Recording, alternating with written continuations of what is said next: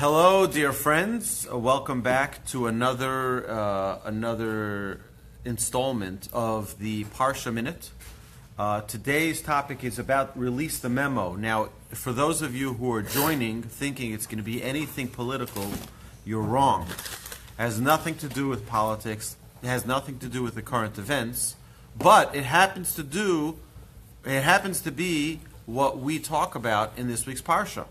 In this week's Parsha, we know that the Jewish people receive the revelation of God at Mount Sinai. We have the Ten Commandments are spoken to the Jewish people at Mount Sinai. But what was the process through which the Jewish people got and were chosen to be the people? We say, Asher bachar banu mikol amim. God chose us from all the nations. God chose us from all the nations. How did that go? Let's release the memo. God sends a memo to every nation. All 70 nations receive this memo. And the memo says from God, I'm about to release and give my Torah to a chosen people. Who wants it? Whoever wants it, come and take it. And everyone asked, well, what's in the memo? What's in the Torah? What's in it? You know, the French ask what's in it, and the Muslims ask what's in it, and all the nations are asking what's in the memo, what's in the Torah. And God replies, what's in the Torah? But the Jewish people don't ask what's in the Torah. They say Naaseh v'nishma. We will do.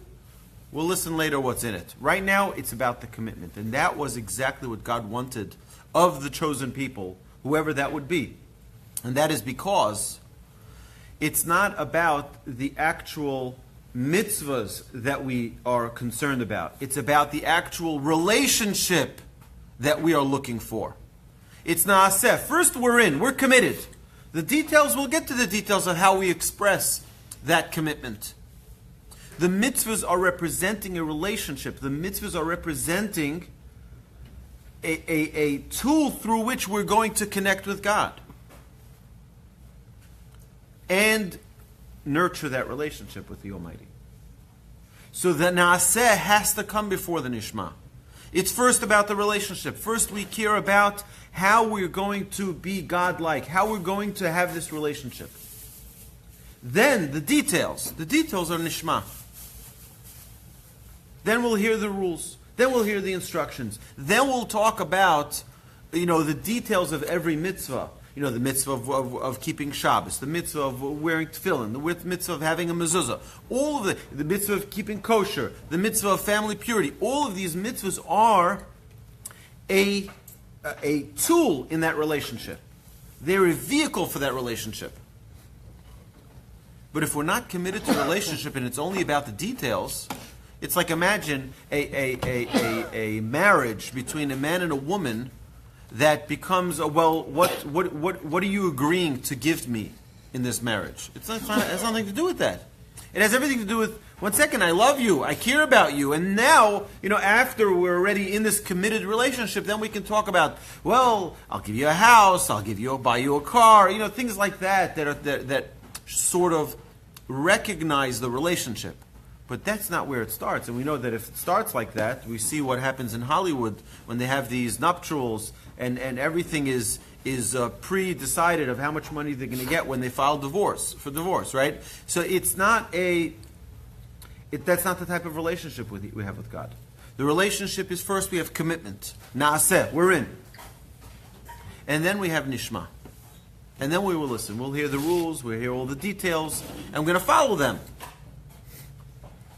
And that's why when we say the words in the blessing, Asher bachar banu, God chose us. Right? Didn't we say yes? Well, God was waiting for the best applicant. It's not just say yes. It's you have to say yes in the right way. You have to be in it for the relationship and not in it for the specific. Oh, I'll observe this. I'll observe that. So that memo that was sent from the Almighty to every nation, just by the way, just so that you know, Moses wasn't the only prophet. The Jewish people weren't the only ones to have prophets. Every single nation, our sages tell us, had a prophet. And not only that Moses wasn't the only prophet, the prophets, some of the prophets of the other nations were far greater than Moses in power. They had much greater abilities than Moses. We see that with Balak and Bilam. The commentaries ask, why was it necessary for the nations of the world to have such a powerful prophet? Sages explain, because if they wouldn't have a prophet that was more powerful than Moses, they'd say, you know what? Had we had a representative like Moses, we would have also taken the Torah. We would have also been that chosen nation. God says, you know what? I'm going to give them even a more powerful prophet than Moses. And yet they still didn't accept the relationship, accept the naaseh. We will do, and then we will listen. First we're committed. And then we'll get into the details later. They weren't ready to do that. They're first, what's the preconditions? What are the rules? And that's not the way it works in a committed relationship. So therefore, I think it's not a coincidence that in this week's Parsha, where we have this memo that was sent out to all the nations to receive the Torah, who wants it, that the memo is being released in Washington, D.C. It's not a coincidence. It's right? We're not going to compare Torah and world politics, but I think it's a very interesting coincidence. Not a coincidence. Obviously, we know that there is no coincidence, but I think it's important for us to remember that our relationship with God is not a relationship where it's I'm going to do this commandment, I'm going to do this mitzvah. That's missing the boat. It's about having this closeness with God. It's about having a relationship. The mitzvahs only represent or strengthen or connect us with that relationship.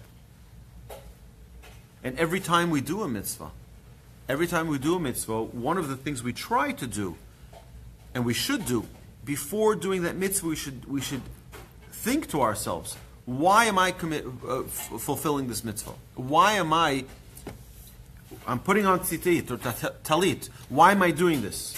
And there are many people who say a special prayer, l'shem yichud. First, it should be for the sake of my relationship with God, that I do this mitzvah.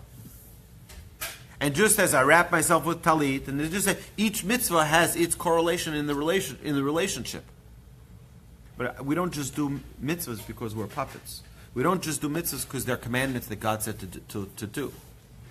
We do it because this is a tool, a vehicle through which we connect with the Almighty. So with that, my friends, thank you for joining us online. Have a wonderful Shabbos. I will just remind everyone out there that we have this class every single Friday at 12 o'clock, rain or shine, summer, winter, spring or fall, holidays, just every day. We love learning Talmud. And it's here at the Torch Center, at the magnificent Torch Center, every Friday. Join us at 12 o'clock. Thank you, and have a good Shabbos, everybody. Are you finished?